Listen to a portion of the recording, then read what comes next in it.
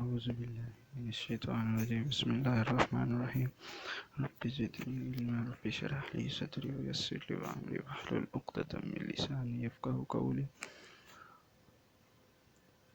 अस्सलामु अलैकुम रहमतुल्लाहि व बरकातुहू। आज का जो हमारा टॉपिक है B compartment business statistics and mathematics. जो टॉपिक है वो हमारा introduction about chapter number 1 definitions, और उसके जो इम्पोर्टेंट क्वेश्चंस है वो हम आज डिस्कस करेंगे।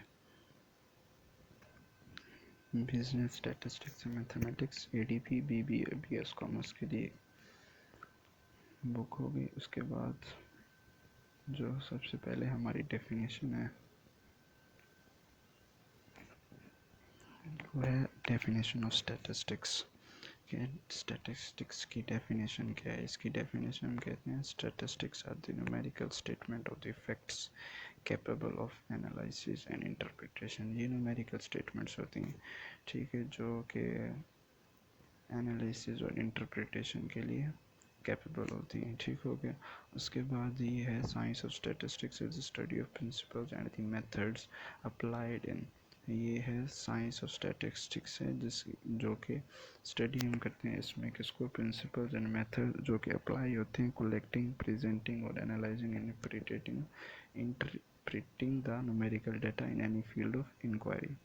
ठीक हो गया, ये डेफिनेशन याद कर लेनी, इंपॉर्टेंट डेफिनेशन है। उसके बाद कैरेक्टरिस्टिक्स ऑफ स्टैटिस्टिक्स में जब हम आ जाते हैं उसमें हम वो बस इजी जैसी हम करनी है इसमें, ठीक हो गया। जो इजी है वो मैं आपको बता रहा हूँ।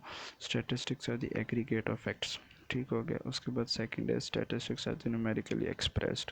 उसके बाद थर्ड है रीजनेबल स्टैंडर्ड ऑफ एक्यूरेसी, ठीक हो गया। मस्ट बी ऑब्जर्व्ड इन इनोमिनेशन और द एस्टिमेशन ऑफ स्टैटिस्टिक्स। बस ये रीजनेबल स्टैंडर्ड ऑफ एक्यूरेसी यहीं तक कर लें, ठीक हो गया।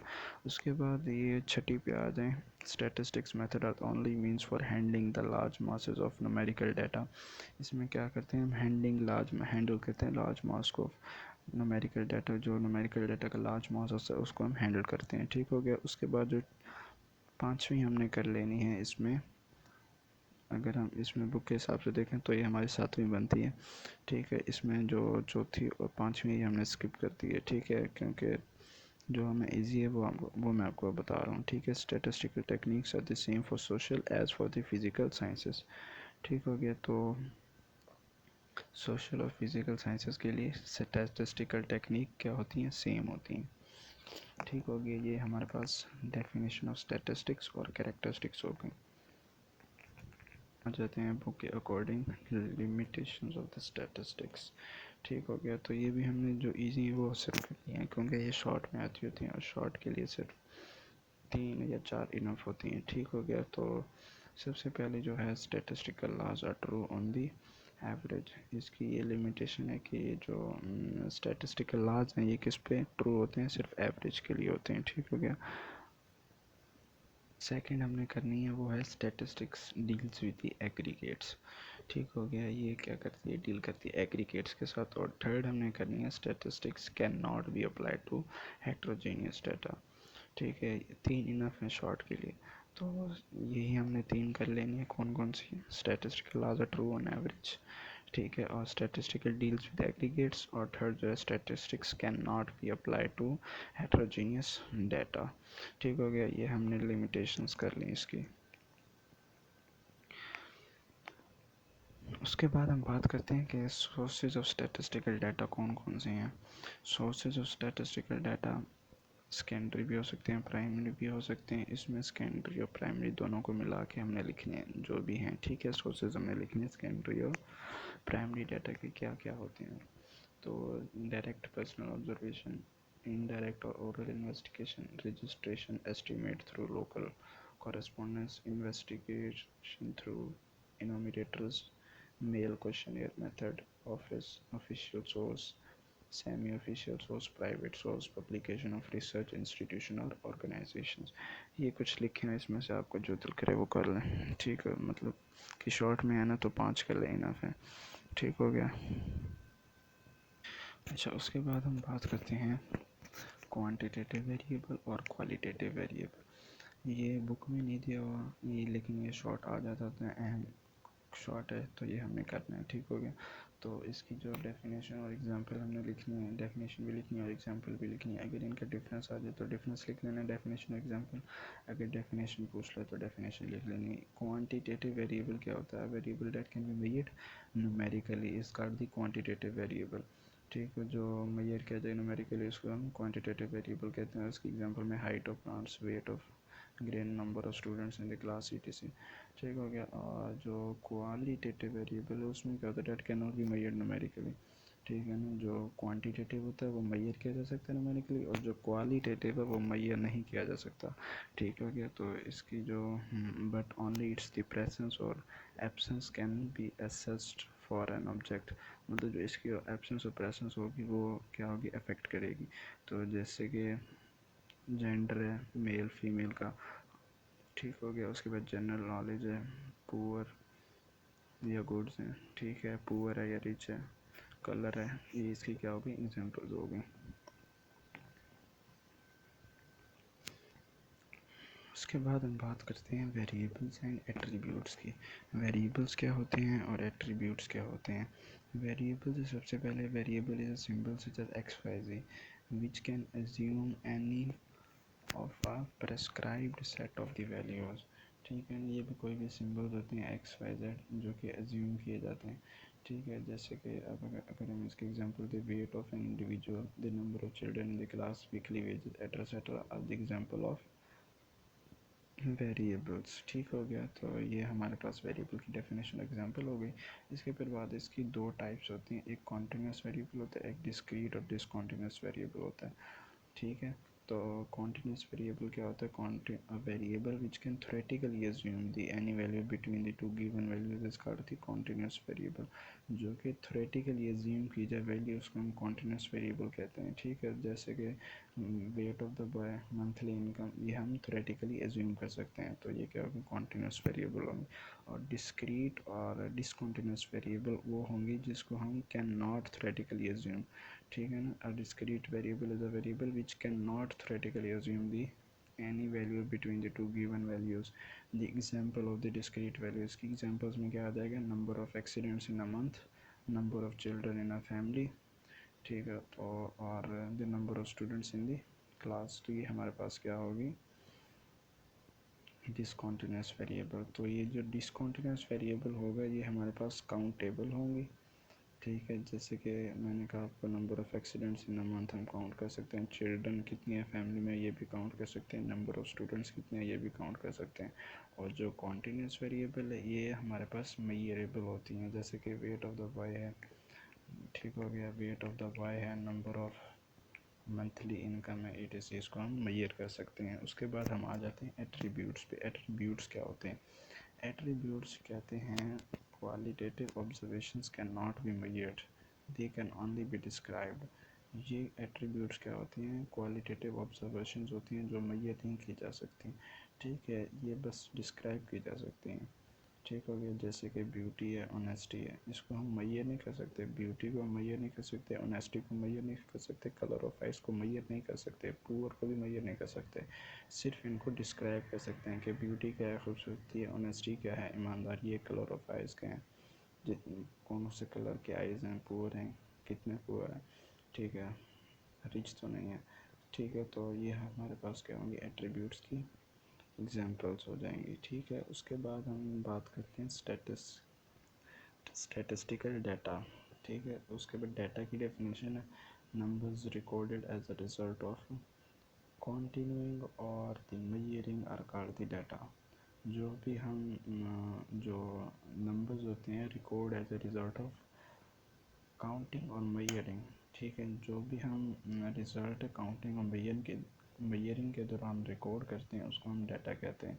और जो रा डाटा क्या होता है? Recorded information in its original collected form. जो भी डाटा या इंफॉर्मेशन होती है जो ओरिजिनल कलेक्टेड फॉर्म में होती है उसको हम कहते हैं रा डाटा। ठीक हो गया।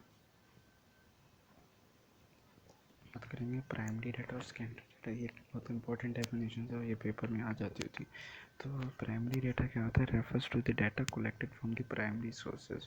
ठीक है, जो प्राइमरी सोर्सेज से डाटा कलेक्टेड किया जाएगा उसको हम प्राइमरी डाटा कहेंगे। Data is the data collected by the investigator himself. ठीक है, primary data is also called original data since is collected by the first time by the person who is going to use them. ठीक होगी, इसकी definition हो गई। यहीं तक primary data की आपने ये कर लेनी है। और अगर ये do not apply the statistical data process, जो प्राइमरी डाटा होता है इस पर स्टैटिस्टिकल डाटा प्रोसेस अप्लाई नहीं किया जाता। ठीक है, और जो सेकेंडरी डाटा होता है इस पर स्टैटिस्टिकल डाटा प्रोसेस अप्लाई किया जाता है। और इसकी जो डेफिनेशन है वो facts and the figures that have already been collected कर द सेकेंडरी डाटा। ठीक हो गया, जो फैक्ट्स और फिगर्स हैं जो ऑलरेडी कलेक्टेड किए जाते हैं, ऑलरेडी बीन कलेक्टेड, जो पहले से कलेक्टेड किए गए हों उनको कहते हैं हम सेकेंडरी डाटा। ठीक है, secondary data are those which have gone through the statistical treatment least once. जो सेकेंडरी डाटा हम उसको भी कहते हैं जो कि स्टैटिस्टिकल ट्रीटमेंट से पास किया गया उसको। ठीक है, तो वो भी हमारा क्या होता है, सेकेंडरी डाटा होता है। उसके बाद हम डिस्कस करते हैं क्लासिफिकेशन। तो इसकी डेफिनेशन क्या होगी, इसकी definition according to the L R Connor. ये साइंटिस्ट का नाम लिखा है जिसने ये डिस्कवर की थी, एल आर कॉर्नर। तो उसने कहा था कि classification is the process of arranging things in a groups और classes according to their resemblances and affinities and gives expression to the unity of the attributes that may subsist among a diversity of individuals। ठीक है, ये क्या कैसा process है जिसमें arranging things की जाती हैं, जैसे कि आइदर एक्चुअली और द नेचुरली। ठीक है, अरेंजिंग थिंग्स एक्चुअली भी की जा सकती है, नेचुरली भी की जा सकती हैं, किसमें, ग्रुप्स में और क्लासेस में, अकॉर्डिंग टू देयर रिजेम्बलेंस, जो इनके रिजेम्बलेंस है उनके मुताबिक ही। ठीक है, gives the expression to the unity of attributes that may subsist among diversity of individuals। ठीक है, तो ये इसकी डेफिनेशन कर लेनी है। उसके बाद इसकी कुछ टाइप्स होती हैं, one way classification, two way classification, ये आपने छोड़ देनी है, ये नहीं आती होती। ठीक है, उसके बाद मिड वैल्यू क्या होती है, मिड वैल्यू हम कैसे फाइंड करते हैं, मिड वैल्यू हम upper limit of the class plus lower limit of the class divided by two. जो भी किसी भी क्लास की जो अपर लिमिट होगी और किसी भी क्लास की जो लोअर लिमिट होगी, उन दोनों को ऐड करके 2 पे डिवाइड करेंगे तो हमारे पास मिड वैल्यू आ जाएगी। कहते हैं टैबुलेशन की। टैबुलेशन क्या होती है, इसमें according to the L R Connor, tabulation involves the orderly and the systematic presentation of the numerical data in the form designed to elucidate the problem under the consideration। It is next to the classification the process statistical investigation। बस आपने यहाँ तक लेनी, consideration तक इसकी definition करनी है। tabulation वो the orderly and systematic presentation, इसमें orderly और systematic presentations होती हैं numerical data की, in the form of design to elucidate the problem under the consideration। elucidate problem करने के लिए क्या जो सिस्टमेटिक प्रेजेंटेशन होती हैं उनको ऑर्डरली और सिस्टमेटिक प्रेजेंटेशन को numerical data in the form of design करने के लिए उसको क्या करते हैं कि एलोसिडेट द प्रॉब्लम करते हैं। ठीक हो गया, एलोसिडेट मीन क्या होता है,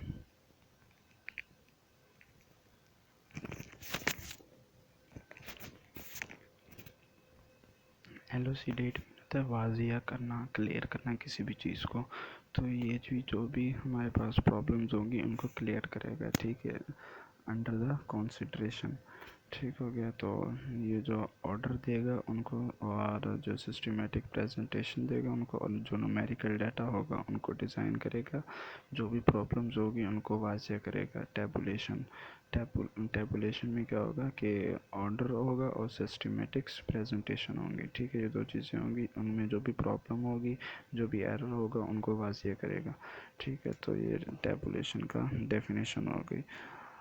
उसके बाद हम करते हैं इसमें एक और लास्ट डेफिनेशन है, वो है फ्रीक्वेंसी डिस्ट्रीब्यूशन।